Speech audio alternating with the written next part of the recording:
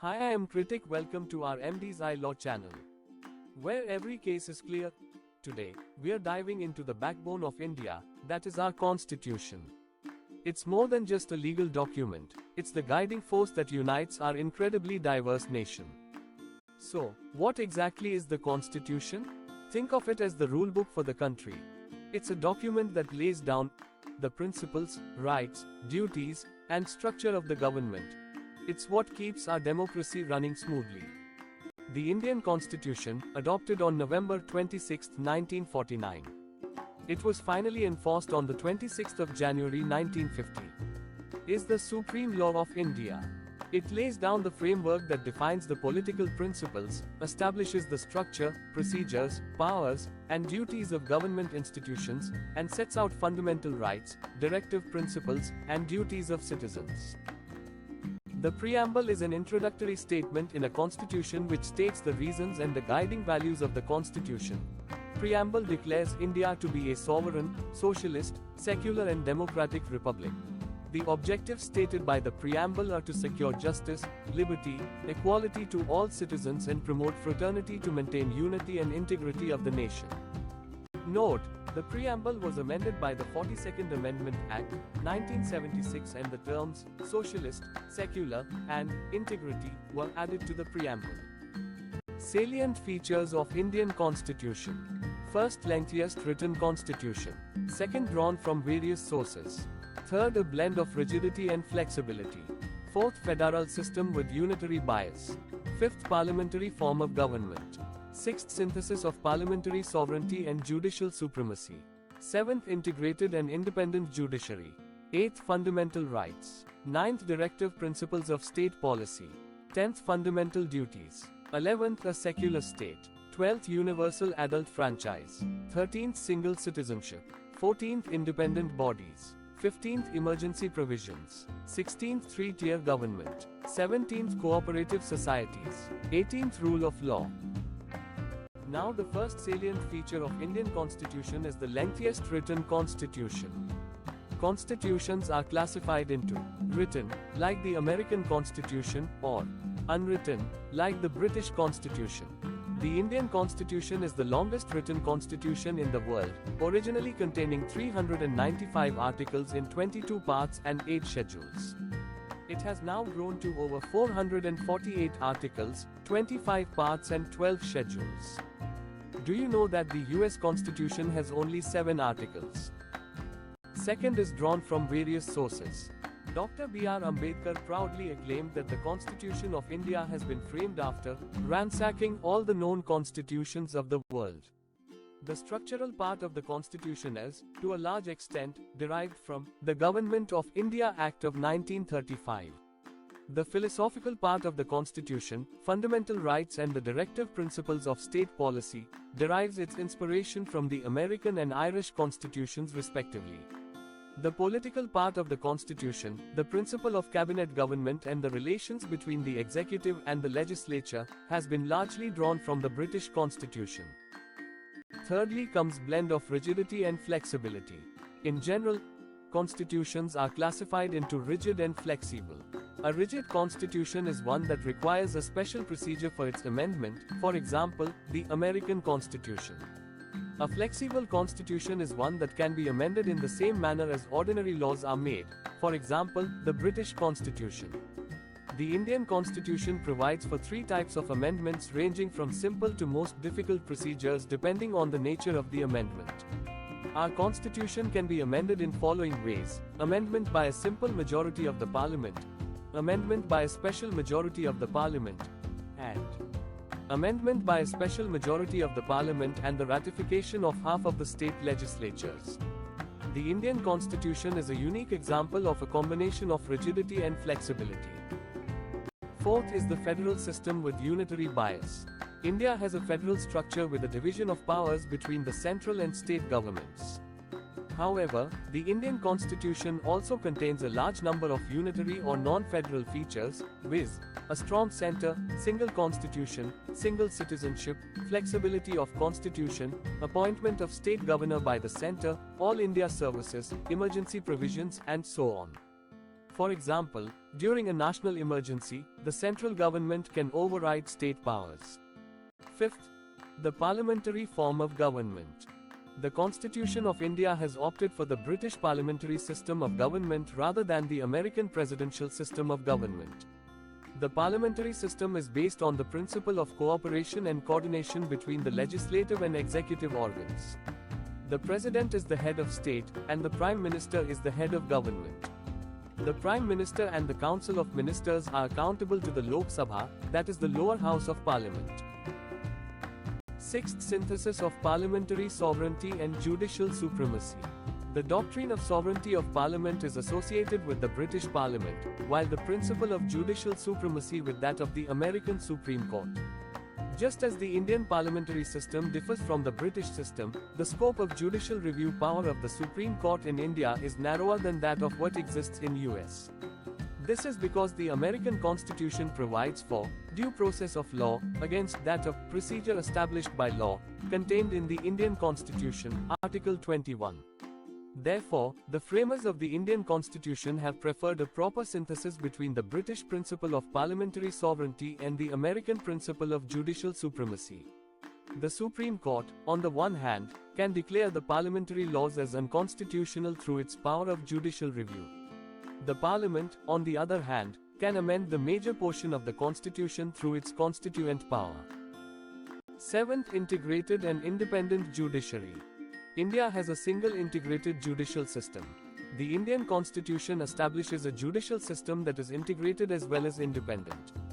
The Supreme Court is a federal court, the highest court of appeal, the guarantor of the fundamental rights of the citizens and the guardian of the Constitution. The Constitution has made various provisions to ensure its independence. Security of tenure of the judges.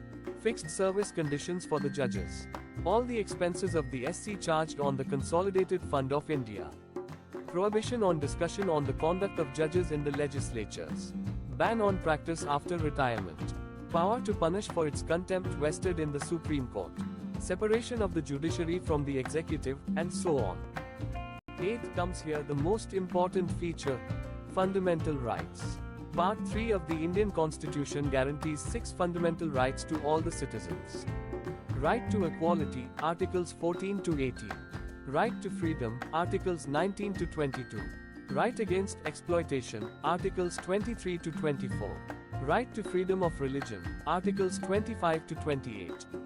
Cultural and educational rights, Articles 29 to 30, and right to constitutional remedies, Article 32.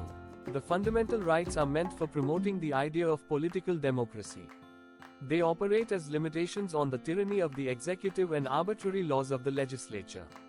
However, the fundamental rights are not absolute and subject to reasonable restrictions. Further, they can be curtailed or repealed by the Parliament through a Constitutional Amendment Act. They can also be suspended during the operation of a national emergency except the rights guaranteed by Articles 20 and 21.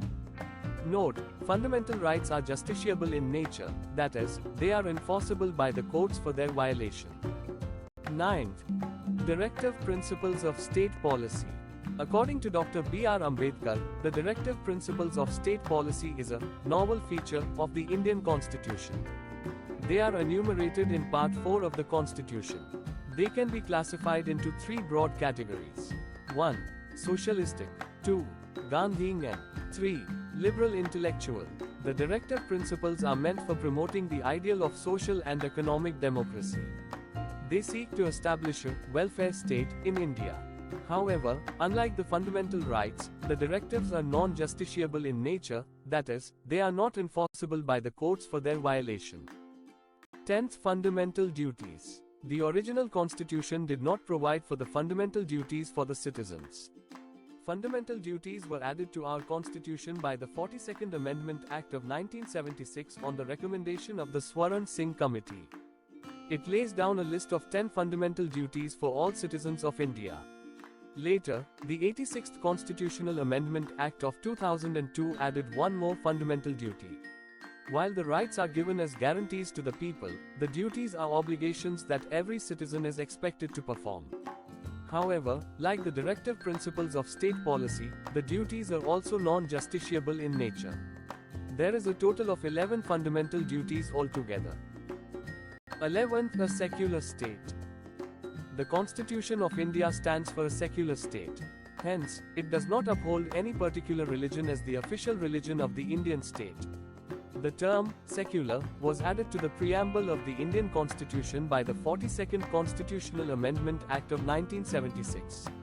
The preamble secures to all citizens of India liberty of belief, faith and worship. The state shall not deny to any person equality before the law or equal protection of the laws, Article 14. The state shall not discriminate against any citizen on the ground of religion, Article 15. The state shall endeavor to secure for all the citizens a uniform civil code, Article 44. 12th, universal adult franchise. The Indian Constitution adopts universal adult franchise as a basis of elections to the Lok Sabha and the state legislative assemblies. Indian democracy functions on the basis of one person, one vote. Every citizen who is not less than 18 years of age has a right to vote without any discrimination of caste, race, religion, sex, literacy, wealth, and so on. The voting age was reduced to 18 years from 21 years in 1989 by the 61st Constitutional Amendment Act of 1988. The Indian Constitution establishes political equality in India through the method of universal adult franchise. 13th, single citizenship. Though the Indian Constitution is federal and envisages a dual polity, center and states, it provides for only a single citizenship, that is, the Indian citizenship. It means that every Indian is a citizen of India, irrespective of the place of his, her residence or place of birth. In countries like USA, on the other hand, each person is not only a citizen of USA, but also a citizen of the particular state to which he belongs. Thus, he owes allegiance to both and enjoys dual sets of rights, one conferred by the national government and another by the state government. 14th, independent bodies. The Indian Constitution not only provides for the legislative, executive and judicial organs of the government, central and state, but also establishes certain independent bodies. The Constitution ensures the independence of these bodies through various provisions like security of tenure, fixed service conditions, expenses being charged on the Consolidated Fund of India, and so on. They are: Election Commission to ensure free and fair elections to the Parliament, the state legislatures, the Office of President of India and the Office of Vice President of India. Controller and Auditor General of India to audit the accounts of the central and state governments. He acts as the guardian of public purse and comments on the legality and propriety of government expenditure. Union Public Service Commission to conduct examinations for recruitment to all India services and higher central services and to advise the President on disciplinary matters. State Public Service Commission in every state to conduct examinations for recruitment to state services and to advise the Governor on disciplinary matters. 15th, emergency provisions. The Indian Constitution contains elaborate emergency provisions to enable the President to meet any extraordinary situation effectively. The rationality behind the incorporation of these provisions is to safeguard the sovereignty, unity, integrity and security of the country, the democratic political system and the Constitution. The Constitution envisages three types of emergencies, namely, national emergency on the ground of war or external aggression or armed rebellion, Article 352. State emergency, President's rule, on the ground of failure of constitutional machinery in the states, Article 356, or failure to comply with the directions of the centre, Article 365, and financial emergency on the ground of threat to the financial stability or credit of India, Article 360. 16th, three-tier government. Originally, the Indian Constitution, like any other federal constitution, provided for a dual polity and contained provisions with regard to the organization and powers of the center and the states. Later, the 73rd and 74th Constitutional Amendment Acts, 1992, have added a third tier of government, i.e., local, which is not found in any other constitution of the world. The 73rd Amendment Act of 1992 gave constitutional recognition to the panchayats, rural local governments, by adding a new Part 9 and a new Schedule 11 to the Constitution. Similarly, the 74th Amendment Act of 1992 gave constitutional recognition to the municipalities, urban local governments, by adding a new Part 9A and a new Schedule 12 to the Constitution. 17th. Cooperative Societies. The 97th Constitutional Amendment Act of 2011 gave a constitutional status and protection to cooperative societies. In this context, it made the following three changes in the Constitution. It made the right to form cooperative societies a fundamental right, Article 19. It included a new directive principle of state policy on promotion of cooperative societies, Article 43b.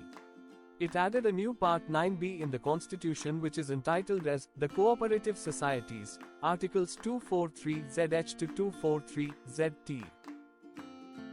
18th Rule of Law. The rule of law means the sovereignty of the common man's collective wisdom. In simple terms, people are ruled by law but not by men. Each individual enjoys some fundamental rights, and the highest judiciary is the final authority in maintaining the sanctity of the law of the land. The Constitution of India has incorporated this principle in Part 3, and in order to provide meaning to Article 14, all are equal before the law and all enjoy equal protection of laws. In simple terms, the Indian Constitution is a comprehensive and dynamic document that establishes the legal and political framework of the nation. It ensures the protection of individual rights, promotes social justice, and balances the distribution of power among various branches of government. Its 18 key features, ranging from the parliamentary form of government to fundamental rights and the independence of the judiciary, illustrate its unique blend of flexibility and stability, allowing India to remain a diverse, secular, and democratic republic. This structure not only reflects the country's complex social fabric but also provides mechanisms to adapt to changing times while safeguarding its core principles. Hooray! Successfully completed the one of the biggest concept of our Indian Constitution. And I hope you like the video. Please support by hitting the subscribe button and share it with your friends and relatives, because every citizen of India has to know what our Constitution provides for us. And also feel free to comment if you have any doubts, and also suggest me the next topics you want to see in the upcoming videos. Thanks for watching and see in the next video.